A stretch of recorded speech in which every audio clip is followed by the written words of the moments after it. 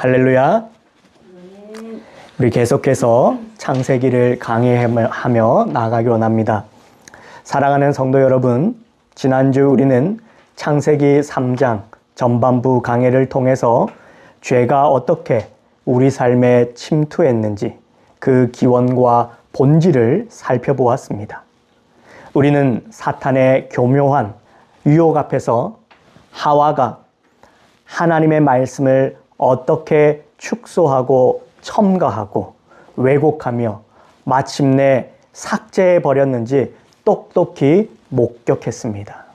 죄의 가장 깊은 뿌리는 바로 하나님의 통치를 거부하고 내가 내 인생의 하나님이 되겠다라고 하는 무서운 교만이었습니다. 그렇다면 성도 여러분, 마음속에서 잉태된 그 교만과 반역은 그저 내면의 생각으로만 머물렀을까요? 결코 그렇지 않습니다. 오늘 우리가 함께 살펴볼 창세기 3장 6절부터 13절까지의 말씀은 그 마음의 교만이 어떻게 치명적인 행동으로 폭발하는지, 그리고 그 단 한 번의 죄가 인간의 영혼과 하나님과의 관계를 얼마나 처참하게 파괴해버렸는지를 적나라하게 고발하고 있습니다. 오늘 본문은 단순히 에덴 동산에서 있었던 옛날 이야기가 아닙니다. 육신의 정욕과 안목의 정욕, 이생의 자랑 앞에서 브레이크 없이 미끄러져 내려가는 우리의 끔찍한 본성, 즉 성경이 말하는 전적 타락의 실상을 비춰주는 영적 거울입니다.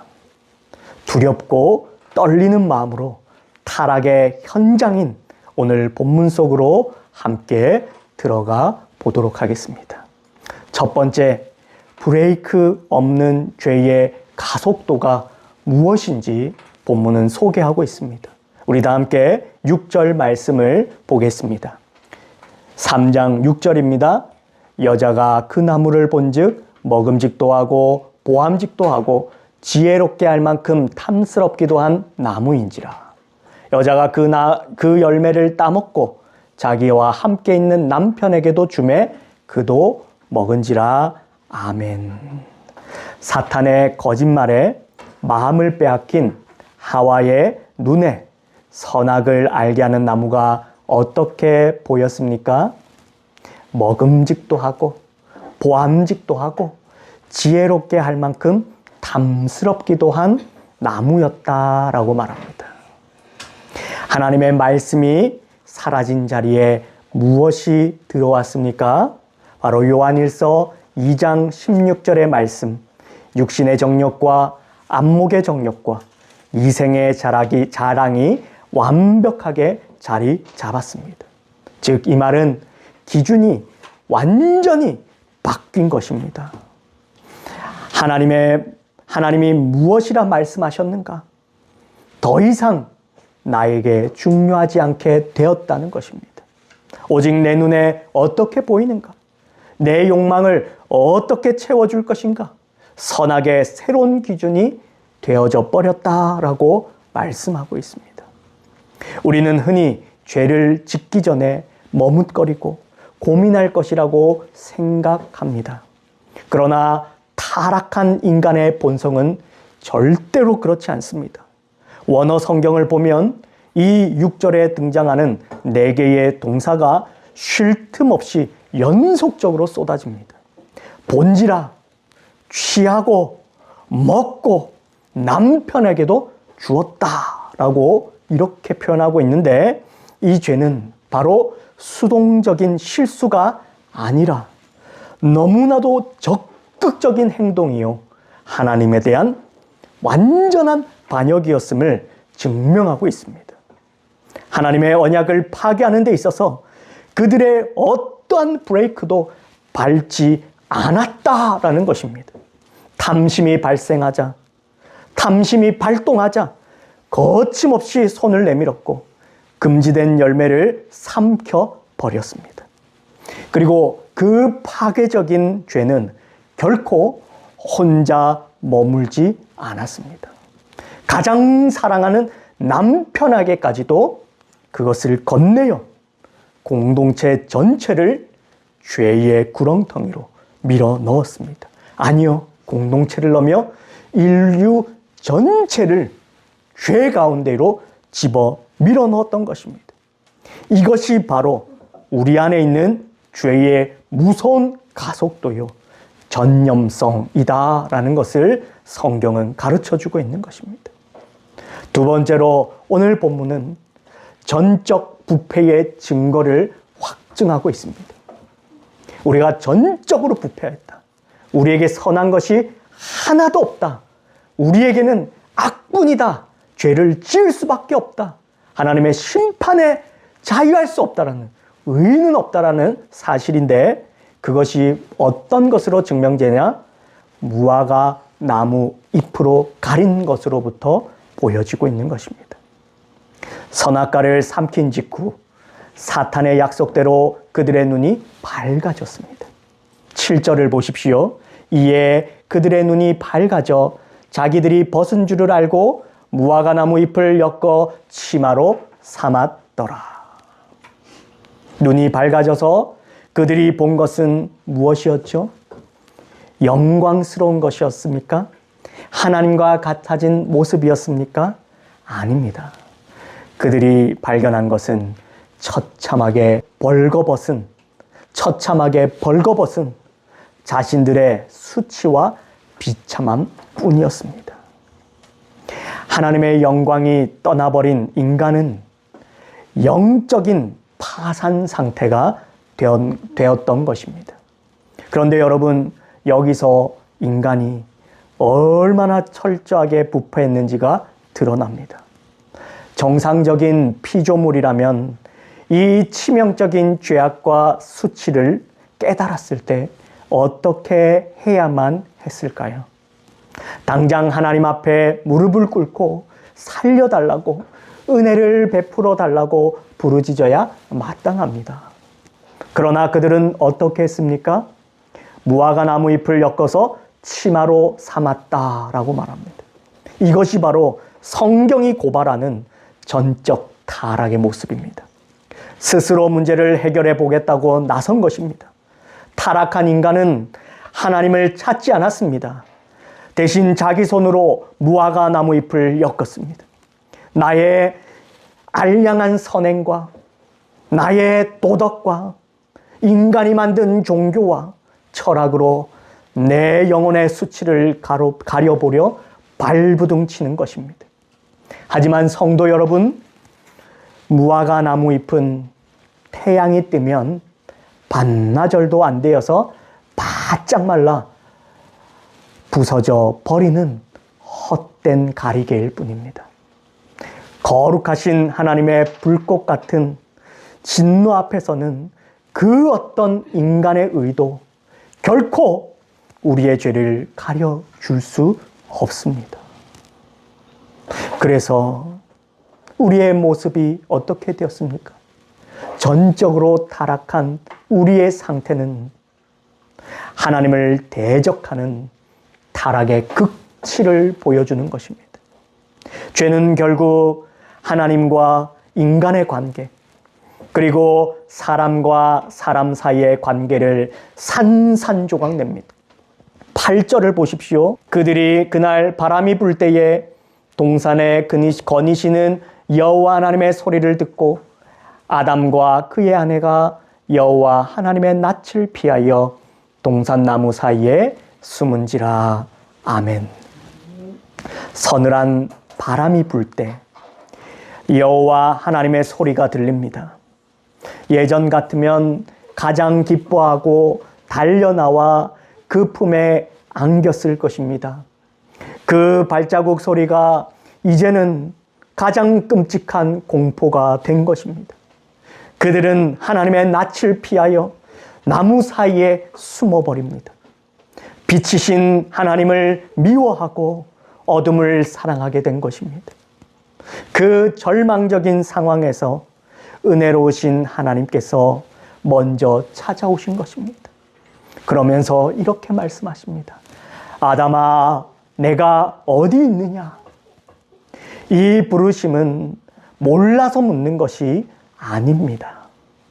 회개하고 돌아오라라고 하는 하나님의 마지막 초청인 것입니다.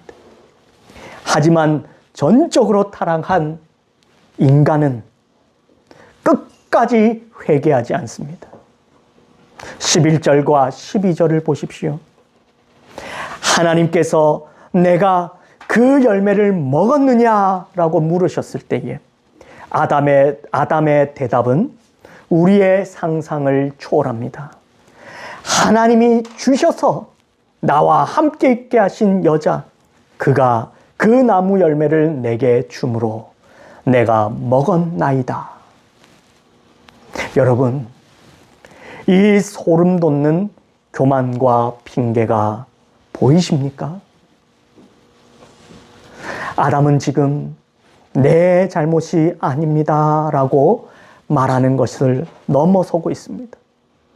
겉으로는 하와를 탓하는 것 같지만 그 화살의 끝은 정확히 누구를 향하고 있습니까?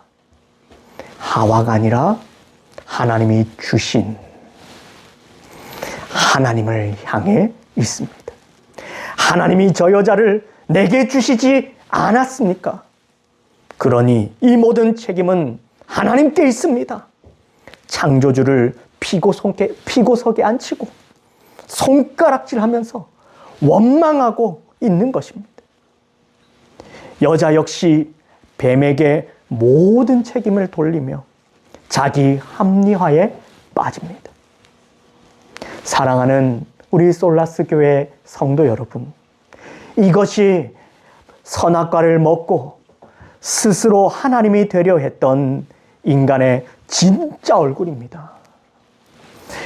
끝없이 남을 정죄하고 상황을 핑계대고 마침내 하나님마저 원망하며 대적하는 이 지독한 이기심과 완악함, 이것이 바로 우리 안에 흐르고 있는 지독한 죄의 독입니다. 우리는 이 사실을 오늘 이 말씀 앞에 철저히 고백해야 됩니다. 우리 안에는 조금도 선한 게 없습니다.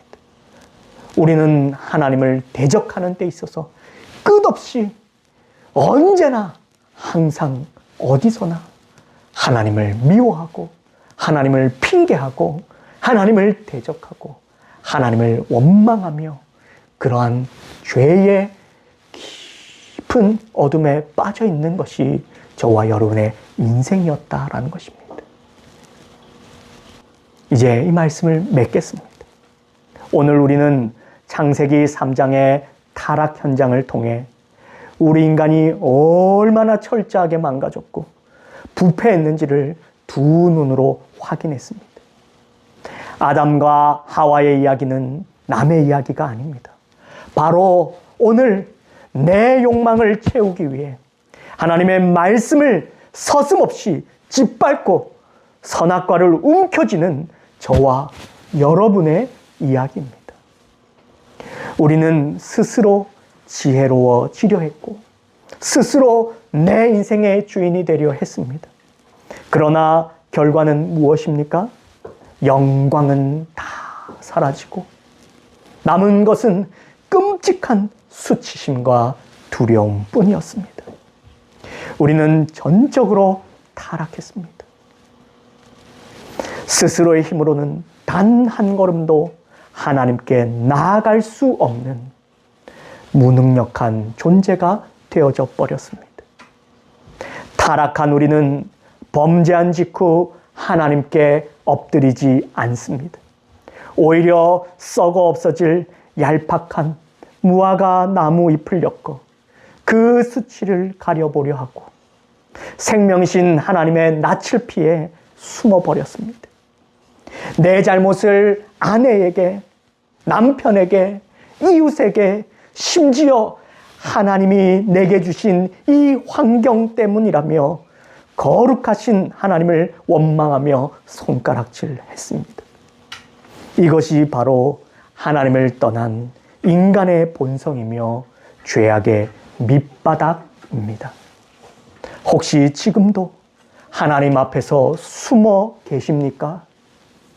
나의 알량한 선행과 도덕이라는 무화과나무 잎으로 나의 수치를, 나의 이러한 영적인 실상을 가리려고 애쓰고 계시지는 않으십니까?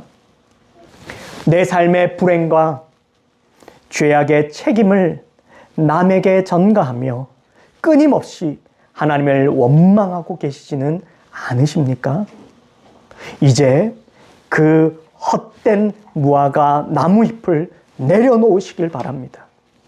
우리의 변명과 우리의 원망을 이제는 이 말씀 앞에서 멈추어야 합니다. 우리가 이 절망적인 전적 타락의 현실을 뼈저리게 인정하고 두 손을 들 때에 비로소 우리의 수치를 가려주기 위해 다가오시는 분이 보이실 것입니다.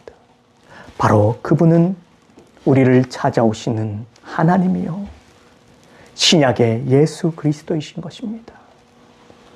범죄하여 숨어버린 반역자들 향해 하나님은 먼저 진노의 칼날이 아니라 아담아 내가 어디 있느냐라고 부르셨습니다.